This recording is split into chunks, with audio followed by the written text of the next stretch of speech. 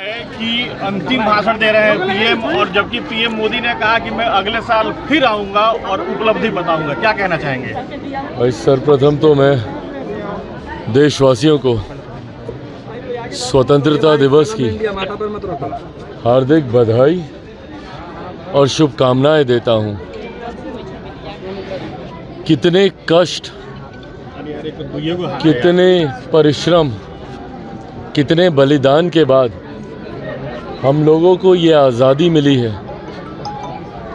ये मौजूदा पीढ़ी और आने वाली पीढ़ी को उस त्याग, उस बलिदान को समझने की ज़रूरत है। किसी चीज़ के महत्व को आप तभी समझ पाते हैं जब आप अनुभव करें कि उसको पाने के लिए कितनों ने अपना बलिदान दिया और सर्वोच्च बलिदान दिया, अपने प्राण को निछावर किया है। ऐसे में ज़रूरी है सबसे पहले आज के दिन तमाम उन स्वतंत्रता सेनानियों को, तमाम उन शहीदों को और उनके परिवार वालों को हम लोग याद करें। आज जब इस स्वतंत्रता दिवस पर देश नए लक्ष्य तय कर रहा है, हमारे प्रधानमंत्री आदरणीय नरेंद्र मोदी जी ने 2047 का एक नया लक्ष्य देश के सामने रखा, जहां आज़ादी की 100वीं वर्षगांठ पर देश एक विकसित देश के तौर पर दुनिया के सामने आएगा। अमृत काल आज से शुरू हुआ है और इन 25 सालों के इस अमृत काल में अलग अलग पड़ाव को पार करते हुए हम लोग एक विकसित देश के निर्माण की ओर हम लोग कदम बढ़ा रहे हैं। ऐसे में ज़रूरी है कि बिहार प्रदेश भी उतनी ही गति से आगे बढ़े। पिछले 75 सालों में ये विडंबना बिहार के साथ रही कि जिस गति से देश आगे बढ़ा, बिहार कहीं ना कहीं राजनीतिक नेतृत्व की इच्छा शक्ति के अभाव की वजह से उस गति से आगे नहीं बढ़ पाया।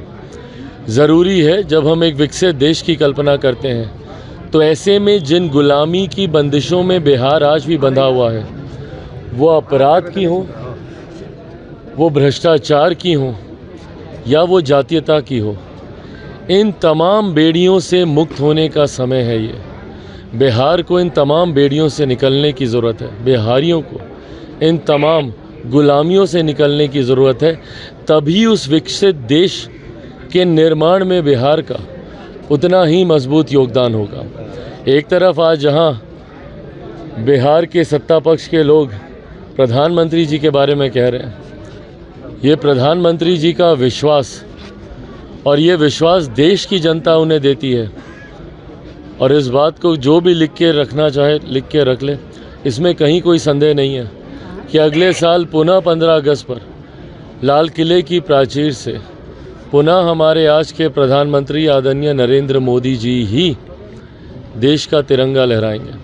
पर यह चिंता उन लोग के लिए ज़रूर है जिनको यही नहीं पता कि अगले चुनाव तक उनका गठबंधन भी टिक पाएगा कि नहीं।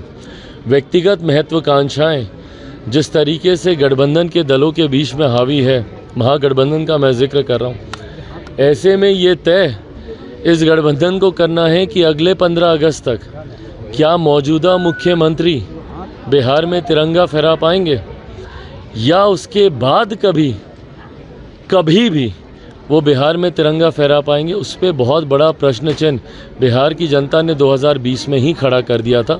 दूसरे की कृपा पर ज़रूर आज ये तिरंगा फहरा पा रहे हैं, पर वो दिन दूर नहीं जब वो आखिरी तिरंगा होगा। उसके बाद पुनः कभी मुख्यमंत्री जी बिहार में कम से कम तिरंगा नहीं फहराएंगे 15 अगस्त पर। लालू प्रसाद यादव ने भी इसी बात को दोहराया है। क्या कि मुख्यमंत्री जी दोबारा तिरंगा नहीं, प्रधानमंत्री जी का आखिरी अंतिम बार वो इस बार जो है लाल किले पर वो अपने भाई मैं पुनः इस बात को दोहराता हूँ और ये विश्वास देश की जनता से ही मिलता है। मैं बिहारी हूँ। मैंने लोकसभा में सदन के पटल पर इस बात को कहा है कि 40 की 40 सीटें बिहार जीतेगा। कारण है भाई, बिहार में घूमता हूँ, हर एक ज़िले में जाता हूँ। उपचुनाव के परिणाम देख लीजिए। गोपालगंज कुर्नी क्यों नहीं जीत पाए भैया? अगर महागठबंधन इतना ही मजबूत था, क्यों नहीं ये लोग जीत पाए वहाँ के विधानसभा के चुनाव? तो ये दर्शाता है कि एक आक्रोश है मुख्यमंत्री जी के खिलाफ, और ये आक्रोश देश के तमाम उन प्रदेशों में है जहां पर महागठबंधन की सरकार है। देश की जनता ये समझती है कि सिर्फ व्यक्तिगत महत्वाकांक्षाओं के लिए ही ये दल एक साथ आ रहे हैं। ऐसे में देश की जनता का विश्वास आज भी और ज़्यादा मजबूती से हमारे प्रधानमंत्री के साथ है। 14 से बड़ा जनादेश 2019 में मिला, 2019 से बड़ा जनादेश 2024 में एनडीए की सरकार को मिलने जा रहा है, इसमें कहीं कोई संदेह नहीं है। अगर ये वीडियो पसंद आई और वह बिहार के राजनीति और बिहारियत से सरोकार रखेनी तो सब्सक्राइब बटन दबा के चैनल के सब्सक्राइब कर ली। ओजे एगो घंटी बा, ओकरा बटन दबा देला से कुल सटीक और मारक खबर रुआ मुफ्त में मिल जाई। अगर रुआ पत्रकारिता के हमनी के नया प्रयोग में सहयोग कर चाहतानी तो ज्वाइन बटन दबा दी। पेटीएम नंबर नोट कर ली 9386816700। धन्यवाद।